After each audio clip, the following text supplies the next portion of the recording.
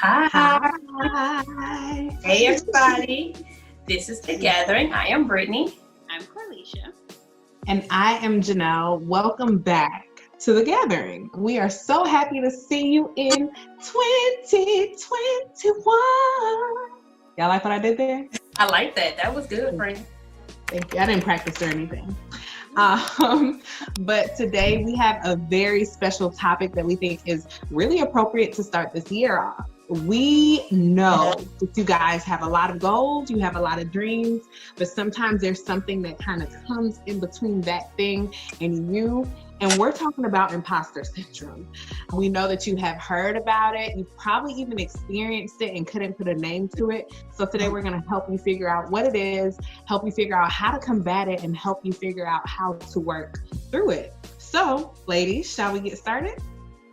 Let's get started. So, like Nell said, most of us can relate in some way to this phenomenon that is the imposter syndrome, but we want to just kind of give you a little bit more context. So basically, imposter syndrome, it's unwarranted insecurity that is rooted in the messages that we've picked up, be it from society, from those around us, just things we've seen, things we've heard.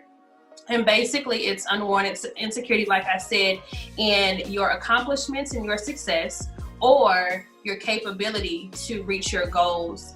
There are different groups that are disproportionately experiencing this imposter syndrome, and oftentimes it's those that are underrepresented. So say you are in an arena that is typically male dominated, then women often feel that imposter syndrome, like I shouldn't be here, this place is not for me, or what I've accomplished, I don't deserve it.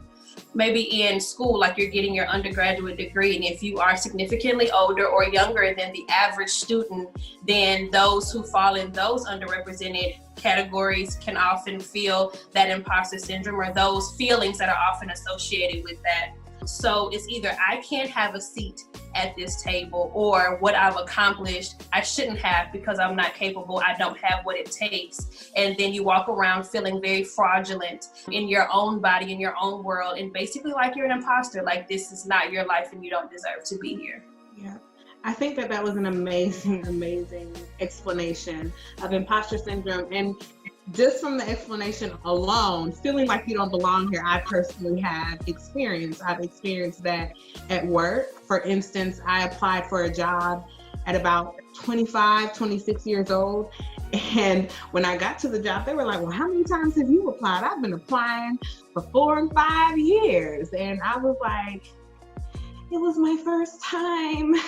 And I did not feel like I belonged there. And it wasn't even just because of what other people said, but simply because I was already a nervous wreck when I started and feeling like, I don't know if this is right. I don't know if I'm smart enough, prepared enough, educated enough, anything enough. So just from that explanation, feeling like you don't belong, I think is very clear, or feeling like you haven't earned that. And speaking of that, there are several different types of the imposter syndrome. And we're going to talk about just a few of them so that you can kind of get an idea of where you may stand on the imposter spectrum. I made that up. You won't find that anywhere. But the first one I like to talk about, one that I can closely relate to, is the perfectionist. This is the person who goes above and beyond to get it right. I mean, they have trouble delegating tasks. They cannot take less than 100%. They're not happy if they want somebody else to do something and then they don't do it exactly the way that they are. These are what the perfectionist does. We also have the superwoman or Superman syndrome. This is the person at work who stays late and volunteers for everything. I can do that better than you, and I'm going to, right? And then the last one that I'm going to talk about is the natural genius. This is the person who, growing up, you were so smart. You were always told that you were the smartest kid out the bunch. You were told that you're naturally good at this. And because of that, as an adult, you never want to fail at anything. You don't even want to try things if you think you won't do it right. You are afraid of being less than great in any task. And you also feel like you have not necessarily earned your title because you were naturally smart, if that makes sense. You didn't try for it. You didn't really learn much about it. You were just good at it. And because of that, you feel like you didn't earn it. So that's the first three that we're going to talk about. Corley, did you want to add some? Sure, yes. So I definitely can relate to the natural genius characteristic of imposter syndrome. I think when I was growing up, I was told you're bright. And so sometimes that did give me some attention, but I always kind of rationalized why. When I was an undergrad and I did relatively well, I always said, well, I'm able to memorize test questions and just kind of regurgitate it on the test, or I'm able to kind of cram and just kind of regurgitate a large amount, and then afterwards I just forget it because I never really learned it. Or in going through my program now, to where I just kind of get through, I have a lot of reasons why I've been able to make it this far. So not everyone kind of fits into all of the categories perfectly, but I do feel like that is something that is very common, as Brittany said, amongst marginalized populations, women, African American, Latino Americans, people with disabilities. Is very, very common. The other two types are the soloist. So the soloist is a person who has to do everything by themselves, because if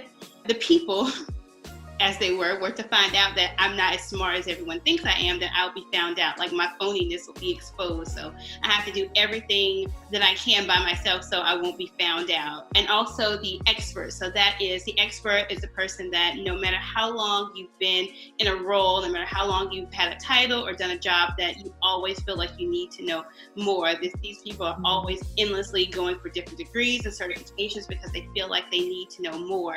And if you are going through that, you're in very good company, because Dr. Maya Angelou, who is a well-renowned author and writer and poet, also experienced that. Albert Einstein, who's one of the greatest thinkers of all times, also experienced that. So you're in good company. So you're not alone. Many people who work right beside you or who go to school right beside you are feeling the same way. So definitely don't feel alone that you're going to be found out, because a lot of people are actually feeling the same thing you are. Definitely. You know, if you play into the societal norms that are set before us, those are things that kind of put those wrong messages into our minds, right? So I'm not supposed to, or like, I'm not supposed to have a seat at this table. That's because something around us, someone around us, somewhere we picked up that I didn't belong.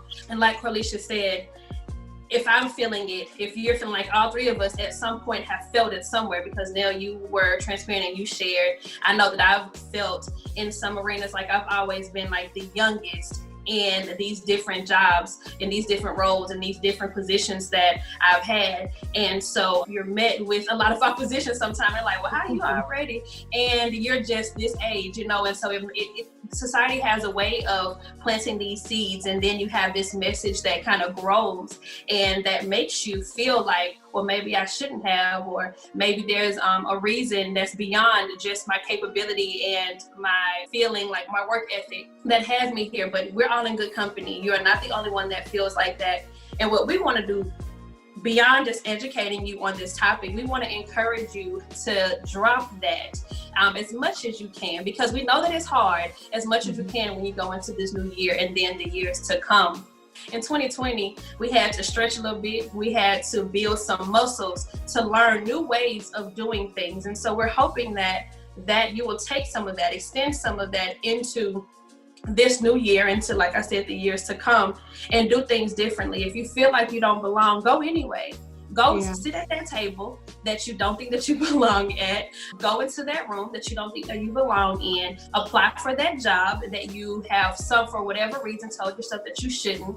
Go to that program, attend that program, do whatever it is that you would have talked yourself out of last year and the years before. Do it this year. We want to encourage you to just do it. Like Nike, just do it. Go for it. But we want you to drop the I don't belong and cultivate every reason why you do belong. Ignore the why nots and hone into the why. It's because you are worthy. You do belong. There is a special secret power that you have, and that's just being you. You're unique. You're different. And that table needs you there. So we just want you to go for it in this year and beyond. Absolutely. I definitely agree. And speaking of go for it, I also want to encourage those people who feel like they're in a certain position but didn't necessarily earn it, because I feel like all of these types is something about feeling like you earned something. Some things in life we're going to work really hard for, right?